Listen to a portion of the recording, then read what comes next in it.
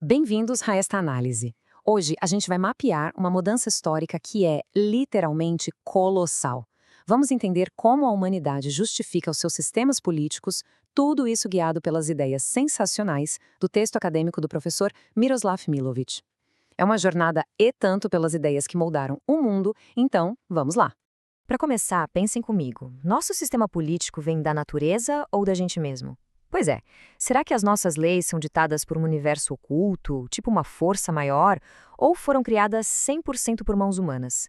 É uma pergunta que definiu eras inteiras. E dependendo da resposta que a gente dá, as nossas leis, as nossas instituições, bom, tudo muda completamente. O que a gente vai ver aqui é uma mudança de paradigma daquelas. Pensa numa inversão de gravidade. Nós saímos de uma visão bem antiga que funcionava de cima para baixo, onde uma verdade cósmica inquestionável governava tudo, para uma abordagem moderna, de baixo para cima. Nessa visão contemporânea, é a própria sociedade que assume as rédeas e cria sua realidade do zero. E o material-fonte que estamos analisando delineia muito bem essa evolução. O artigo foca em duas linhas de pensamento que por muito tempo andaram super juntas: a metafísica e a política. Na verdade, por milênios, era até difícil separar onde terminava uma e começava a outra. Ponto 1. Metafísica e política. Para entender o tamanho disso tudo, a gente precisa voltar lá na antiguidade e ver como os gregos organizaram as coisas.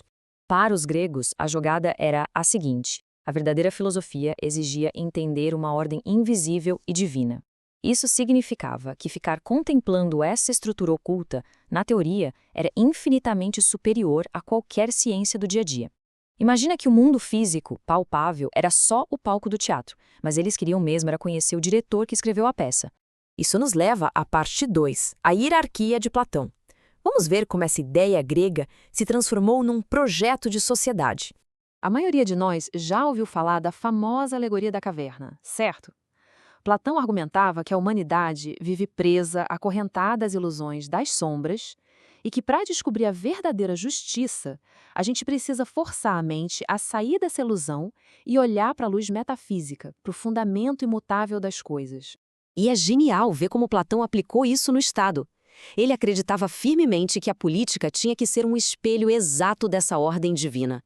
Era um sistema rígido, a sabedoria dos filósofos lá no topo ditando as regras, logo abaixo a coragem dos militares sustentando tudo e na base o trabalho fundamental dos agricultores, tudo no seu devido e imutável lugar.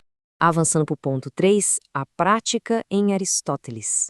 Aristóteles continuou com essa visão de cima para baixo, mas focou um pouco mais no mundo prático. Ele achava que a teoria reflete um universo perfeito. Já a prática, bem, a prática humana é falha, está sempre mudando, ou seja, a política do dia a dia nunca vai ter aquela certeza absoluta e matemática da metafísica. Mas tem um detalhe sombrio aqui. O texto aponta de forma bem clara que essa busca por uma ordem perfeita acabou justificando exclusões profundas na vida real. Aristóteles, por exemplo, defendia a escravidão como uma desigualdade natural. Como os escravizados eram excluídos da vida política, para ele, a própria ordem justificava o lugar de cada um. É pesado, mas era assim que as coisas funcionavam. Bom, para entender como esse projeto grego colossal começou a rachar e ser questionado, a gente precisa viajar no tempo.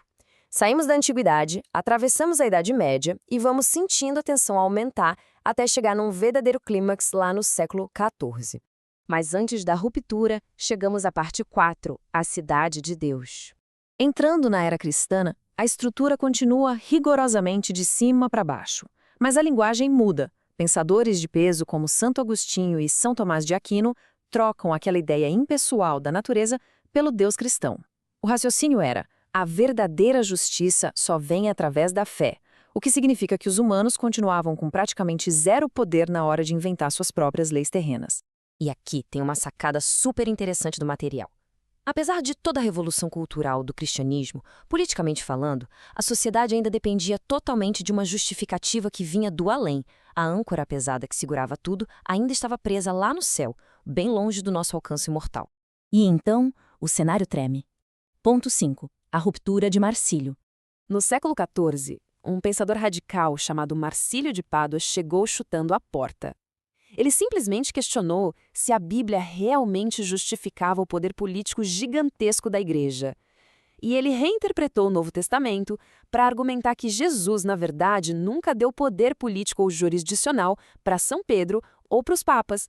Esse é o grande ponto de virada. Marcílio teve a ousadia de dizer que o povo, o conjunto dos cidadãos comuns, é a causa primária da lei, não uma força invisível, mas o povo. Falar isso em alto e bom som naquela época era um ato de pura revolução intelectual. Essa ideia verdadeiramente revolucionária cortou o cordão umbilical entre a hierarquia divina e o governo dos homens. A partir do momento em que a gente afirma que o poder flui de baixo para cima, o palco histórico estava armado para uma era totalmente inexplorada. O que nos traz, finalmente, ao ponto 6. O nascimento da modernidade. Com a modernidade e com filósofos como Kant e Hegel, o jogo inverte de vez. A proposta agora é que a liberdade individual e a nossa subjetividade não são reflexos falhos de um mundo inferior. Elas são os verdadeiros alicerces do nosso mundo. A gente para de tentar copiar um céu perfeito e passa a criar as regras a partir de nós mesmos.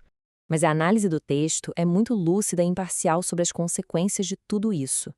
Se por um lado essa visão de baixo para cima nos deu a liberdade civil moderna, por outro, essa mesma vontade humana impulsionou de forma agressiva o capitalismo global e, claro, nos colocou de frente com riscos que antes não existiam, como catástrofes ecológicas e até ameaças nucleares em escala global. Tudo isso levanta uma reflexão inevitável. Se a gente passou literalmente milênios acreditando que o universo ditava a nossa política, como é que hoje a gente age e acredita que é a nossa política que dita os rumos de tudo? Como o texto conclui de forma brilhante, nós chegamos a um ponto onde os nossos sistemas políticos e econômicos criaram a nossa nova realidade fundacional. A grande questão estrutural de hoje não é mais se os deuses lá de cima aprovam as nossas leis. Sabendo que somos nós quem construímos as fundações da sociedade, a verdadeira pergunta é exatamente que tipo de mundo nós estamos escolhendo construir. A caneta está na nossa mão, pessoal. E aí, o que é que vamos escrever?